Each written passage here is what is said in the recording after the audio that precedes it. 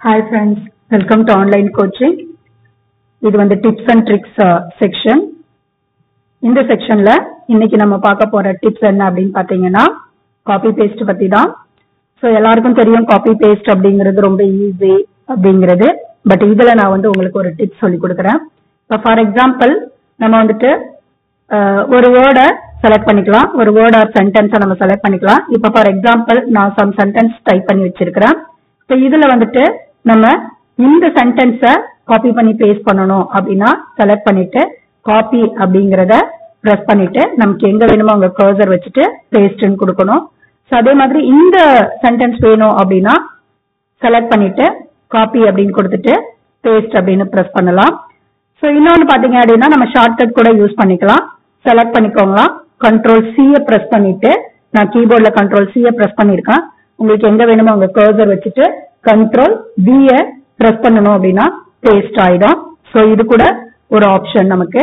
So அது இல்லாம நம்ம இந்த கிளிப்போர்ட் அப்படிங்கிறத ப்ரெஸ் பண்ணணும் அப்படின்னா இங்க நமக்கு சைட்ல வரும். நமக்கு எப்பெல்லாம் வேணுமோ ஸோ அப்பெல்லாம் நம்ம வந்துட்டு என்ன பண்ணிக்கலாம் அப்படின்னா ப்ரெஸ் பண்ணிக்கலாம். ஓகேங்களா? ஸோ இதெல்லாம் நமக்கு தெரிஞ்ச ஆப்ஷன். இப்ப நான் சொல்லி கொடுக்க போற டிப்ஸ் என்ன அப்படின்னு பாத்தீங்கன்னா, ஃபார் எக்ஸாம்பிள் எனக்கு இந்த ஹேவ் எ நைஸ் டே வேணும், அதுக்கப்புறமா பி சிம்பிள் பி சாம்பிள் வேணும், success is no accident it is a hard work. இந்த 3 சென்டென்ஸும் எனக்கு அட் டுகெதர் வந்துட்டு நமக்கு என்ன பண்ணணும் அப்படின்னு பாத்தீங்கன்னா பேஸ்ட் ஆகணும் அப்படின்னா ஸோ ஃபர்ஸ்ட் என்ன செய்யலாம் அப்படின்னு பாத்தீங்கன்னா இதை செலக்ட் பண்ணிக்கலாம். நான் இப்ப கீபோர்ட்ல கண்ட்ரோல் F3 பிரஸ் பண்ணிட்டேன், கட் ஆயிடுச்சது.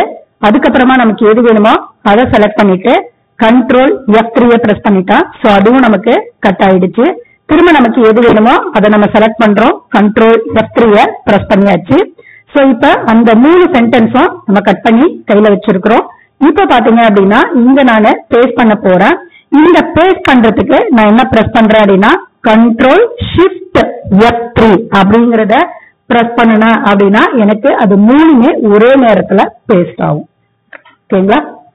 சோ இதே கிளிப்போர்டு அப்புறமா கட் காப்பி பேஸ்ட் இந்த மாதிரி ஆப்ஷன்லாம் யூஸ் பண்றேன் அப்படின்னா சோ அந்தந்த இதுல மட்டும்தான் நமக்கு பேஸ்ட் ஆகும், அந்தந்த சென்டென்ஸ் மட்டும்தான் பேஸ்ட் ஆகும். இது 3யும் குரூப்பா நம்ம கட் பண்ணி வச்சுட்டு பேஸ்ட் பண்ணும்போது நம்ம எத்தனை டைம் பிரஸ் பண்ணினாலும் நமக்கு அது பேஸ்ட் ஆகும். தேங்க்யூ.